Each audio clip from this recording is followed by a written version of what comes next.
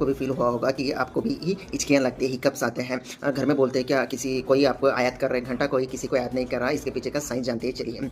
Hiccups hiccups क्यों आते हैं? डायफ्राम के कारण आता है। डायफ्राम एक ऑर्गन होता है, मध्य पेट करके बोलते हैं, वो लंग्स के नीचे और एब्डोमेन पेट के ऊपर होता है। वो ऑर्गन क्या करता है, अनकंट्रोलली ऑक्सीजन को बाहर से इमीडिएटली रश करके खींच लेता है, कॉन्ट्रैक्ट होकर खींच लेता है। तब वोकल कॉर्ड जो होते हैं यहाँ पे वो क्या इमीडिएटली क्लोज होता है, तब जाके साउंड आता है करके। ये था इसके पीछे का एक साइंटिफिक रीज़न। ऐसी जानकारी के लिए मेरे चैनल को सब्सक्राइब करो, लाइक और शेयर भी करो। Thank you.